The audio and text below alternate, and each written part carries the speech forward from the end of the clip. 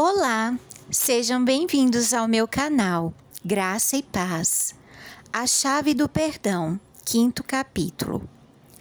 Quem nunca se sentiu culpado por ter feito algo vergonhoso ou reprovável?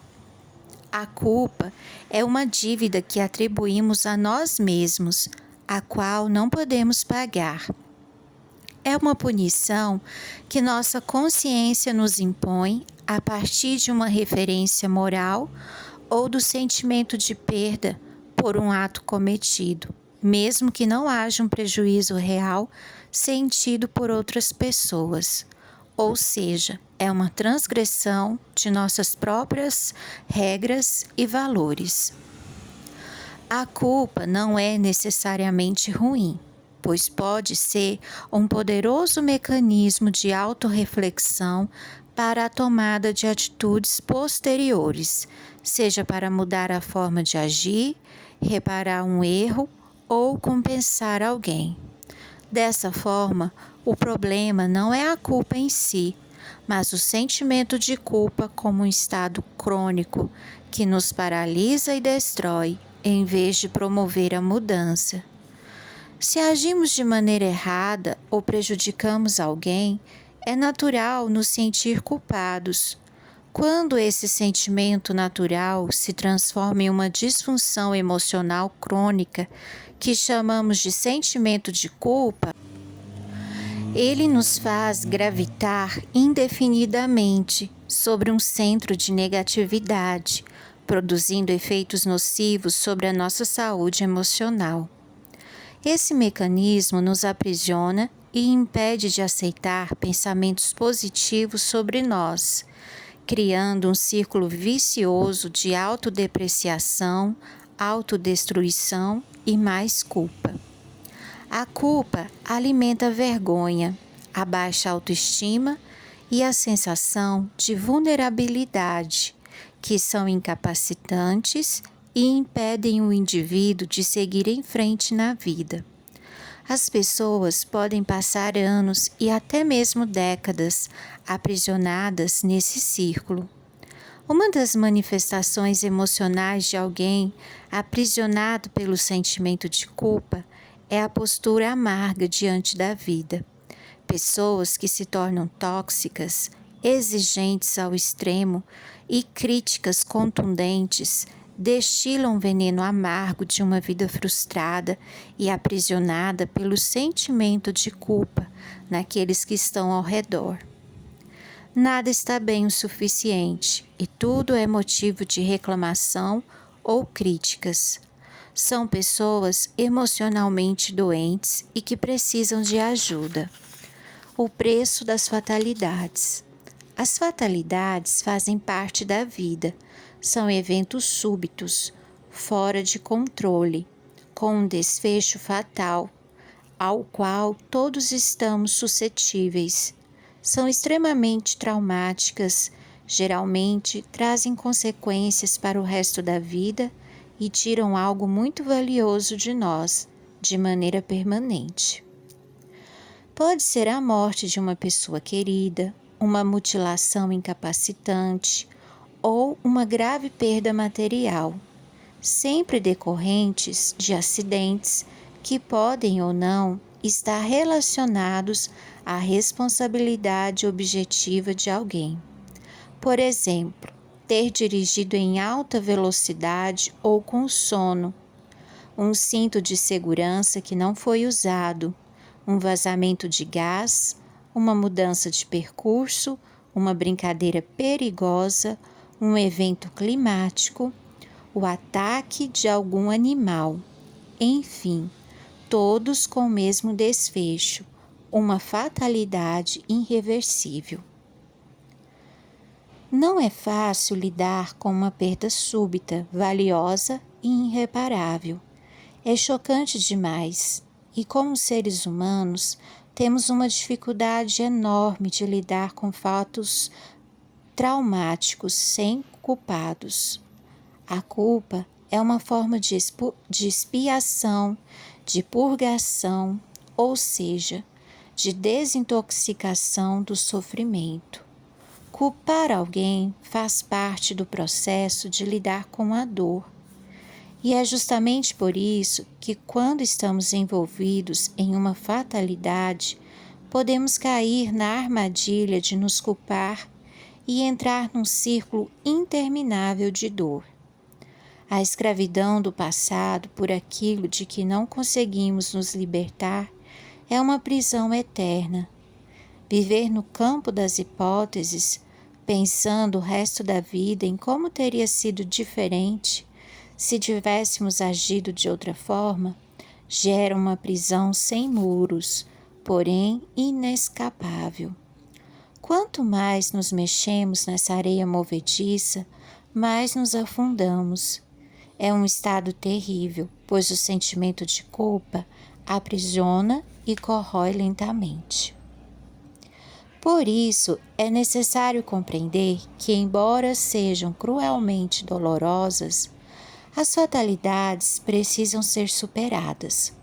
O sentimento de culpa precisa ser expurgado para que a vida siga em frente. Por mais dolorosas que sejam as perdas, e sempre são, elas fazem parte da vida. A dor, com o tempo, perde o caráter agudo e pungente, muda de forma e se torna um incômodo menor, ainda que permanente. Feridas abertas se transformam em cicatrizes. As lembranças permanecem e incomodam, mas já não ferem como antes. É preciso seguir adiante, mesmo faltando algo muito valioso.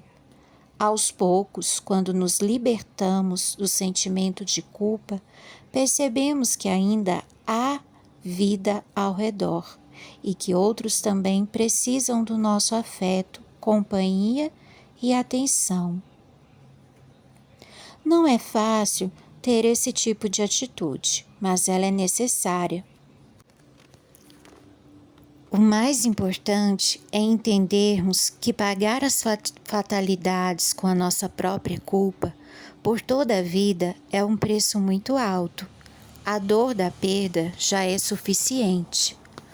A doença da falta de perdão. A incapacidade de autocompaixão é a gênese do sentimento de culpa. Não conseguimos nos perdoar. É como se fôssemos o juiz implacável de um réu de morte. Simplesmente não se consegue aceitar o fato que houve um erro e que os erros trazem consequências, o que faz parte da vida humana. Só não erra quem não faz nada. Perdoar é uma das atitudes humanas mais libertadoras. Perdoar é conceder a liberdade da culpa para os outros e para nós mesmos. Perdoar não tem que ver com a justiça ou merecimento, mas com a misericórdia. A falta de autocompaixão vem da cultura do sofrimento. De alguma forma, muitos de nós assimilamos a ideia de que é preciso sofrer para ser uma pessoa melhor. É como se o sofrimento fosse um preço pago para uma evolução moral ou espiritual. Por causa da crença de que o sofrimento faz bem, muitos alimentam o sentimento de culpa inconscientemente, como uma forma de se tornarem pessoas melhores, aceitando o sofrimento emocional autopunitivo. O ciclo opressivo da culpa, raiva de si mesmo, sensação de rejeição, dependência da opinião de outros, dificuldade para dizer não, dificuldade para expressar sentimentos, baixa autoestima, necessidade de agradar os outros, violação de um padrão. A culpa também pode ser a violação de um padrão social, ético ou religioso. Todos determinam convicções que formam sua base moral. Quando os atos, intencionais ou não, violam esses padrões e destroem essas bases, há um sentimento de responsabilidade por esse fracasso. As consequências. A culpa leva à procrastinação, a depressão e a paralisia funcional. Procrastinação é o adiamento de tarefas, a incapacidade crônica de concluir o que precisa ser feito. O procrastinador não consegue manter o foco e concluir as atividades dentro do prazo esperado, porque sempre adia o que precisa ser feito. Isso acontece por vários mecanismos diferentes, mas quando está relacionado ao sentimento de culpa, tem que ver com a sensação de impotência e baixa autoestima. O trauma causado por um erro do passado leva a pessoa a evitar a possibilidade de errar em outras coisas e, por isso, pode gerar um comportamento procrastinador. Depressão é a incapacidade de se alegrar e interagir com outros. Pode se manifestar tanto pela tristeza incapacitante como pela falta de interesse pela vida, pelas coisas e pelas pessoas. É um sentimento de total desesperança que resseca a natureza humana e tira o sabor da vida. A culpa compartilha alguns sintomas com a depressão. Primeiro, pensamentos autodepreciativos. Segundo, desesperança. E terceiro, falta de perspectiva para o futuro. Por essa razão, essas pessoas predispostas podem funcionar como um poderoso gatilho para o desenvolvimento da depressão. A paralisia funcional diz respeito à incapacidade de prosseguir com projetos pessoais por causa do medo de errar. O indivíduo desiste de tentar pelo medo da frustração. Não quer correr o risco de sofrer de novo com o peso da culpa. O sentimento da culpa destrói toda emoção relacionada ao desenvolvimento pessoal, pois coloca a pessoa sempre para baixo, alimentando uma percepção de fracasso. Manifestações da culpa: remorso, insônia, atitudes autodestrutivas, ansiedade, sentimento de inferioridade, pavor noturno, comportamentos compulsivos, angústia, manifestações dermatológicas, pesadelos, pensamentos turbulentos, autossabotagem, queda de cabelo, alterações do apetite, cansaço inexplicável, mau humor. Superando a culpa. Para superar a culpa, será preciso seguir determinados passos e estar disposto a enfrentar a dor da superação. Isso assusta, porque a culpa nos incapacita, produzindo medo de errar e sofrer de novo. Porém, precisamos seguir a estratégia da escada, olhar para um degrau de cada vez e não para todo o caminho. Assim, é possível subir aos poucos e sair do fundo até onde se precisa chegar. Primeiro, compreenda a culpa. Existem 2 tipos de culpa. Primeiro, a culpa produtiva, que nos leva à reflexão e à mudança.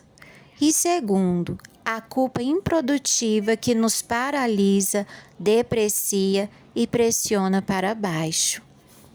O primeiro passo é identificar que tipo de culpa está nos afetando.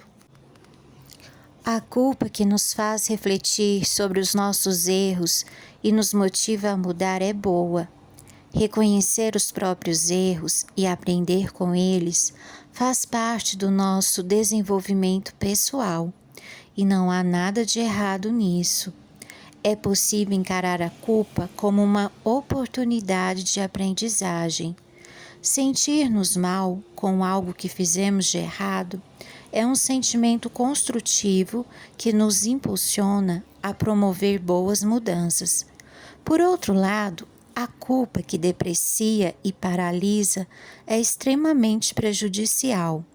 A dolorosa e prolongada reflexão sobre nossas falhas, com foco apenas nos erros e em como as consequências foram danosas, não promove o desenvolvimento pessoal.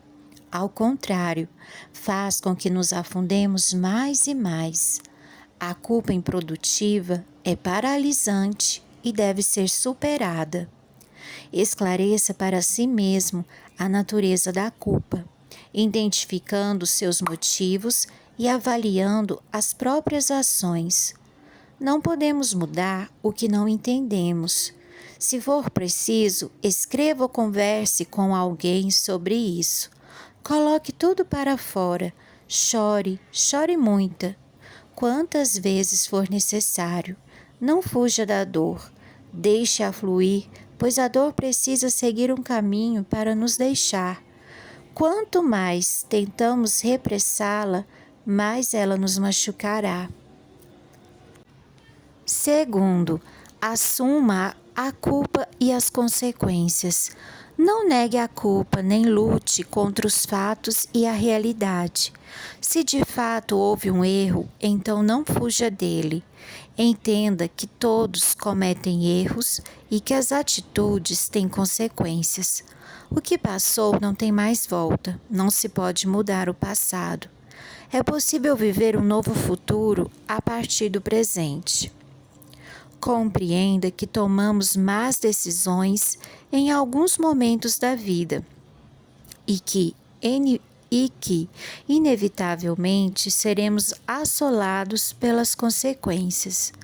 Se houve perdas irreparáveis, não há outro jeito. Teremos que conviver com elas para o resto da vida. Embora seja doloroso no início, é libertador falar sobre isso para si mesmo. Aceite quem você é e reconheça suas limitações. Se tomou algumas decisões erradas ao longo de sua história, agora elas são uma oportunidade de aprendizado. Aceite que isso não é uma garantia de que não irá errar de novo, pois não existe vida sem erros. Anote claramente as consequências de seus erros. Leia para si mesmo e depois jogue fora. Não adianta ficar remoendo. É hora de aceitar, superar e seguir em frente. É hora de tomar a decisão de fazer algo novo. Abandone e repudie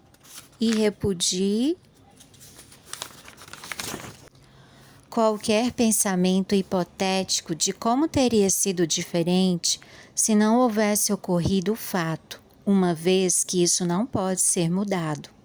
Terceiro, pratique a reparação.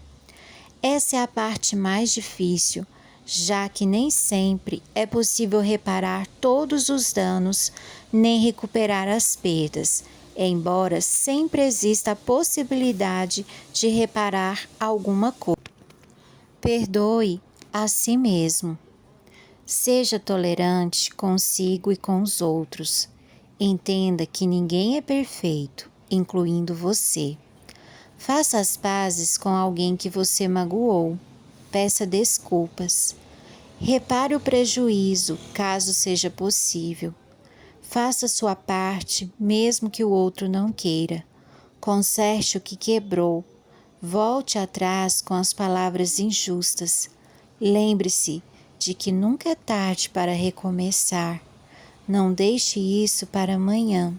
Faça hoje. Quarto, avalie as atitudes e mude o que for necessário. A autoavaliação é um poderoso instrumento de mudança. Olhe para si, reflita e tome as atitudes necessárias.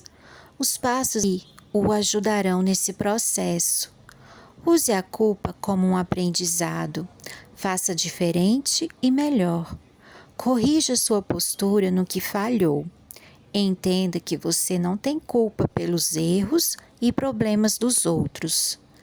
Quinto, troque a culpa pela responsabilidade. Use uma estratégia construtiva com suas emoções. Troque a culpa pela responsabilidade. A culpa paralisa, a responsabilidade movimenta. Enquanto a culpa nos deixa estáticos, a responsabilidade nos impulsiona à ação.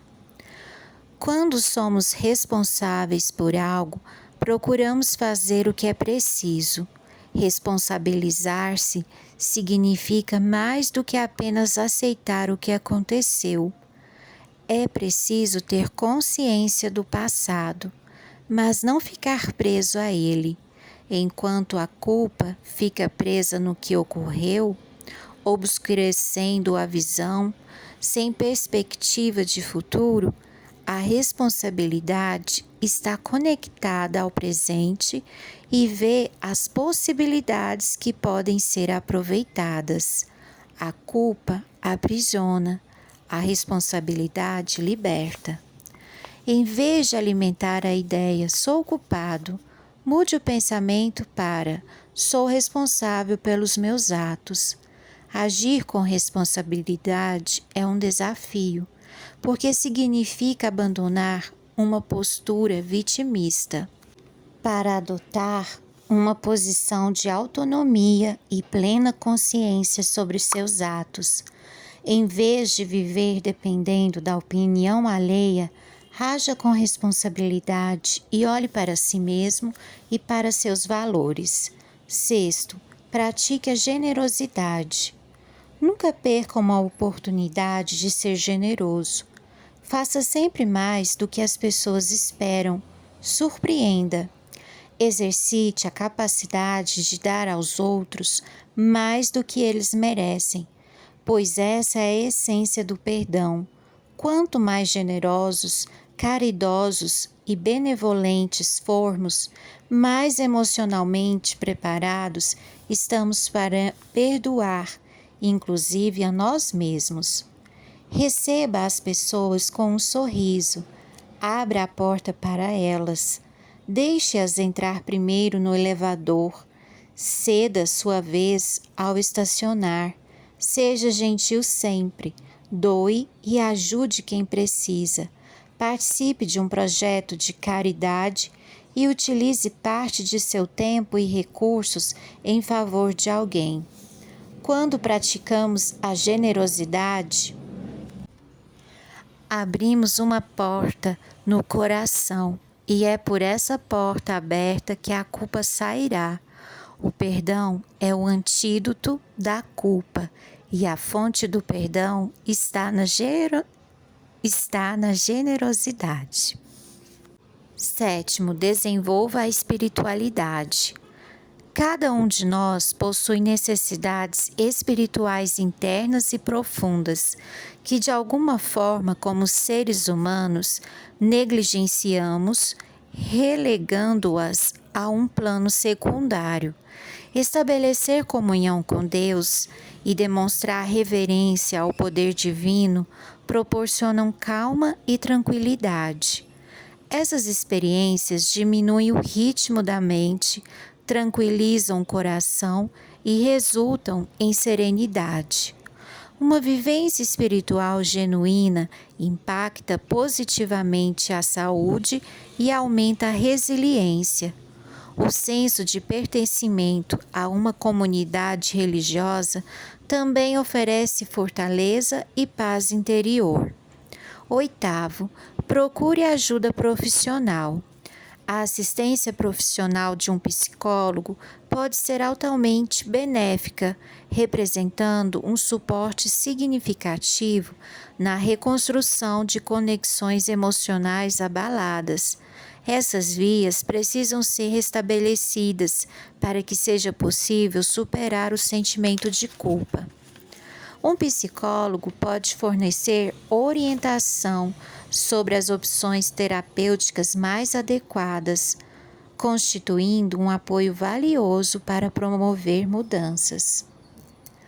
Além disso, ao assumir uma perspectiva externa ao problema, pode auxiliar na identificação dos gatilhos da culpa e apresentar alternativas para lidar com eles.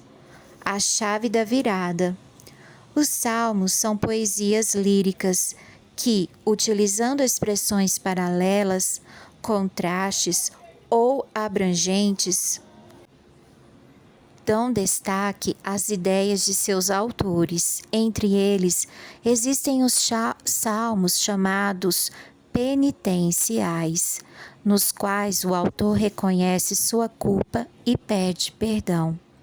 Um deles é o Salmo 51. Nele, Davi, autor de aproximadamente 70 salmos, se encontra atormentado pelo peso de sua culpa. Sem hesitar, ele busca o perdão e a restauração concedidos por Deus. O contraste é muito evidente. A santidade e a misericórdia de Deus diferem da pecaminosidade e da culpa de Davi. O melhor de Deus e o pior do ser humano se contrapõem. Ao comentar essa passagem bíblica, Simonson, citado por Spurgeon, disse o seguinte: os homens se encontram aterrorizados pela multidão dos seus pecados, mas aqui há um consolo. Nosso Deus tem uma multidão de piedades. Se nossos pecados são tão numerosos como os cabelos da nossa cabeça, as piedades de Deus são como as estrelas do céu. Davi sabia que poderia encontrar paz, perdão, bem como a libertação de sua culpa, agarrando-se aos méritos do Senhor. Ele sabia que Deus pode perdoar o pior dos pecados, mas não pode ceder à melhor das desculpas. Essa maravilhosa oração foi escrita em um momento de caos e desespero na vida de Davi. Convido você a abrir sua Bíblia e ler as palavras desse salmo. Davi carregava em sua consciência a culpa dos graves pecados que cometera. Reconhecer nossos erros, confessá-los a Deus, sentir dor pelo pecado, arrepender-nos, restituir ao que foi destruído, ao que foi defraudado e abandonar esses atos e pensamentos reprováveis são partes indispensáveis da cura e da restauração. A culpa nos aprisiona, oprime e afasta de Deus e das pessoas. O pecado nos isola e distancia do Senhor, e a culpa só amplifica isso. Davi estava sinceramente angustiado por seus maus atos, os quais havia rompido sua relação com Deus. Assim, ele experimentou um arrependimento sincero, profundo e completo. Clamou ao Senhor, não por justiça, mas por misericórdia. Suplicou: compadece-te de mim, ó Deus, e fez um grande pedido. Cria em mim, ó Deus, um coração puro. Salmo 51, 1, 10. Somente Deus tem a capacidade para criar. Aquele que originou a vida é o mesmo que sustenta e restaura. Somente Deus pode nos guiar e conduzir em passos certos. Aquele que é infinitamente sábio conhece melhor nossos caminhos e nos ajuda a tomar boas decisões. Somente em Deus podemos experimentar paz e esperança. Aquele que é onipotente pode nos perdoar e nos curar completamente da pior das enfermidades, o pecado. A culpa é o resultado de rompermos relações com Deus, com o próximo e com nós mesmos. Estar em paz com Deus nos permite buscar a paz com os outros e também conosco. O perdão de Deus não é parcial, mas completo e definitivo. O perdão oferecido por Deus nos capacita a perdoar os outros. É fruto e consequência. Como poderíamos não perdoar aqueles que nos ofendem? A profundidade com que perdoamos estabelece a sinceridade da nossa petição ao Senhor. Na oração modelo, o Pai Nosso, Jesus nos mostrou o caminho. Perdoa-nos as nossas dívidas, assim como nós também perdoamos aos nossos devedores. Mateus 6,12. Perdoar é a ponte que precisamos atravessar